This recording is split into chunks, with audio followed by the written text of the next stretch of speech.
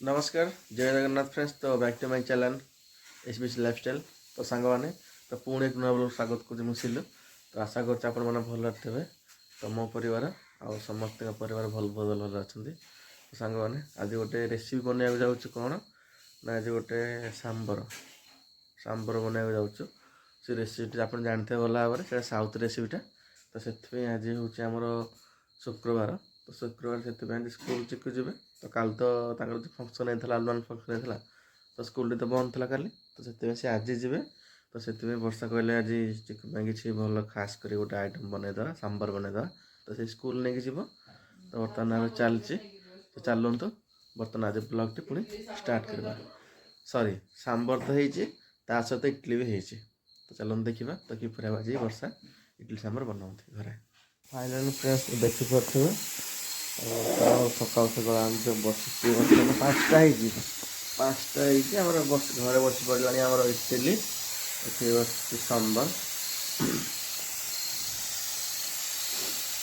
तो 2टा सीटी है 2टा सीटी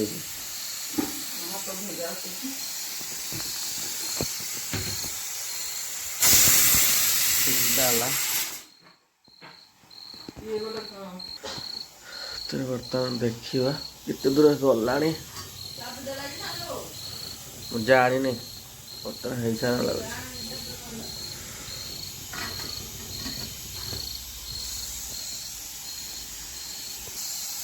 आपको मिस्टेक 4टा होगा बर्तमान बंद करवा। तो बस बर्तमान सांबर पे बर्तमान रेडी सारी बैगण ये टमाटर पिज ये ना कि देखिए सारी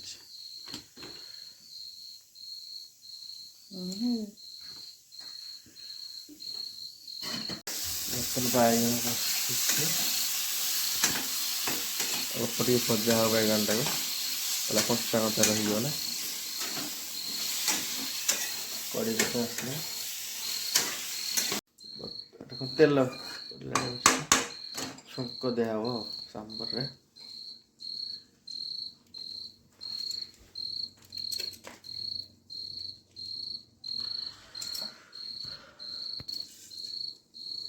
सोरिष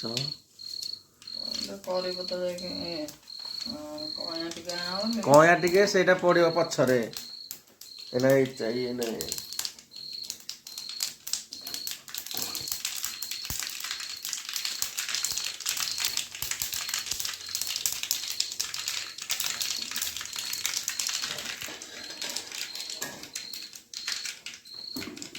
चिकन भात बस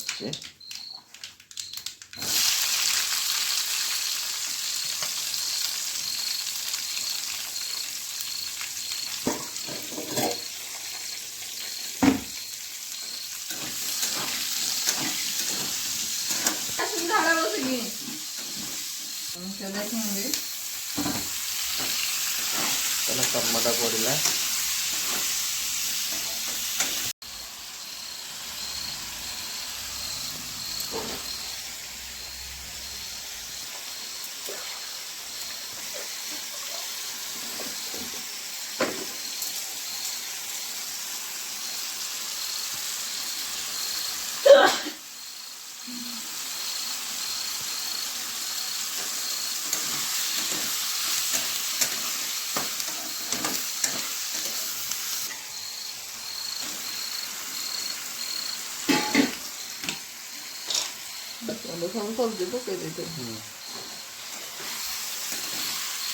मसला भल पक मसला पड़े तुमको आसुची नहीं मत आसुनी चुप कर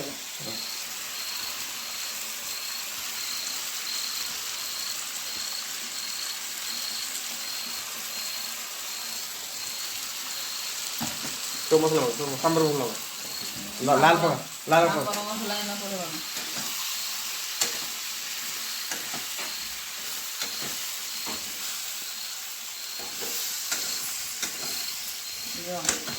फोन ବର୍ତ୍ତମାନ ଦେଖିବା ଚିକୁ ବର୍ତ୍ତମାନ ଶୋଇକି ଆସିଛନ୍ତି। ଟାଇମ୍ 7ଟାରେ ଉଠେ ଗୋଟେ ଟାଇମ୍ ହେଉନି ସ୍କୁଲରେ ଯିବ ଚିକୁ। ହାଁ କ'ଣ ଚିକୁ ବର୍ତ୍ତମାନ ଉଠିଲାଣି।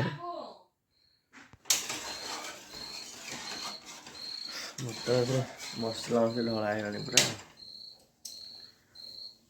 ଗରମ ପାଣି ଫେରେ ହବ ନା କ'ଣ? କେତେରେ ଗଲା ଏଥିରେ ବସିଛି କ'ଣ ଦେଖା ହେଇସାରିଲାଣି। ଏଇଟା ହେଇସାରିଲାଣି। ଏଇଟା ହେଇସାରିଲାଣି।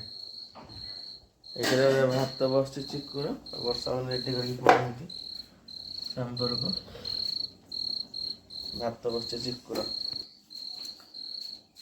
ଇଏ କରେ ବ୍ରସ୍ କରିଦେ ମାନେ ଫାଷ୍ଟ ଝାଡ଼ା ଯିବୁ। ପାଇଁ ବର୍ତ୍ତମାନ ଆଜି ଅଣ୍ଡା ସକାଳୁ ସେ ଏଇଟା ନାସ୍ତାରେ ହେଉଛି ବୁଝିଲ ତ। ଏଇଟା ସକାଳୁ ସକାଳୁ ନାସ୍ତା ହେଉଛି ଅଣ୍ଡା ଭାତ ନା ଅଣ୍ଡା ଭାତ ସକାଳୁ ନାସ୍ତାର। ବର୍ତ୍ତମାନ ଆମର ରେଡ଼ି ହେଇସାରିଲାଣି।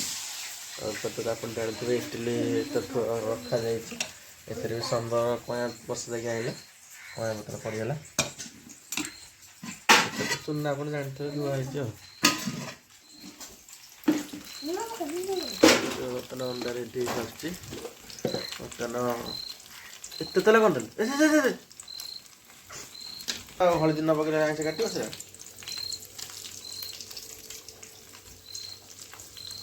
ବାସ୍ ଏବେ ଦେଖିବ ଅଣ୍ଡାଟା ତାର କେମିତି ଲାଗୁଛି।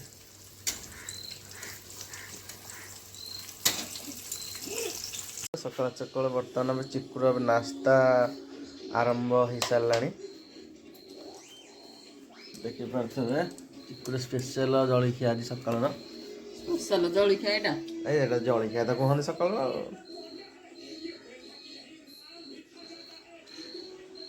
ବର୍ତ୍ତମାନ ଚିକୁ ପାଇଁ ବି ରେଡ଼ି ହେଇସାରିଲାଣି ସ୍କୁଲ ନେବା ପାଇଁ ତାର ଲଞ୍ଚରେ।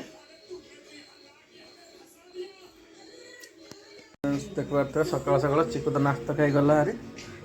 ଆଉ ଇଏ ହେଉଛି ମୋ ନାସ୍ତା ସକାଳର।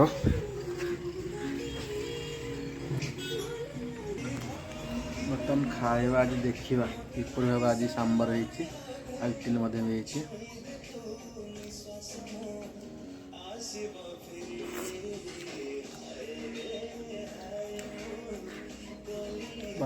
ଖୁବ୍ ବଢ଼ିଆ ହେଇଛି, ଖୁବ୍ ଭଲ ଲାଗିଲା। ଚିକୁ ମଧ୍ୟ ଭଲ ବି କହିଥିଲା ଭଲ ହେଇଛି ବୋଲି। ତେଣୁ ବର୍ତ୍ତମାନ ଖାଇକି ଥରେ ବାହାରକୁ ଟିକେ ଯିବା ଆଉ କାମ ଅଛି। ତ ଫ୍ରେଣ୍ଡସ୍ ତ ଖାଇଲାନି ବର୍ତ୍ତମାନ। ତ ଆମର ଘରେ ଆଜି କ'ଣ ହେଇଥିଲା ବର୍ତ୍ତମାନ ଲଞ୍ଚରେ କ'ଣ ହେଇଛି କାରଣ ମୁଁ ତ ଭିଡ଼ିଓ କରିପାରିନଥିଲି ରୋଷେଇ ବେଳେ। ତ ମୁଁ ବାହାରକୁ ପଳେଇଥିଲି ବଜାରରୁ ମାର୍କେଟକୁ ପଳେଇଥିଲି। ତ ବର୍ତ୍ତମାନ ବର୍ଷା ରେଡ଼ି କରିଛନ୍ତି ବାଢ଼ି ବି ଦେଇଛନ୍ତି ଖାଇବା ପାଇଁ। ତ ବର୍ତ୍ତମାନ ଦେଖିବା ତ ଆଜିର କ'ଣ ହେଇଛି ଦ୍ୱିପହରେ। ବର୍ତ୍ତମାନ ଆଜି କ'ଣ ହେଇଛି ଦେଖିନଥିଲି ଜାଣିବି ନଥିଲି ହଠାତ୍ ବର୍ଷା ପ୍ରୋଗ୍ରାମ୍ କରିଦେଲେ ରୋଷେଇରେ। ଆମର ଏଇଟା କ'ଣ ସିଙ୍ଗଡ଼ା କାକୁଡ଼ି ସହିତ ଟମାଟୋ ପଡ଼ିଯିବି ଆଉ।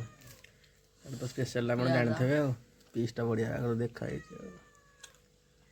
ରାଇସ୍ ତ ଆପଣ ଭାତ ଜାଣିଥିବେ ଆଉ।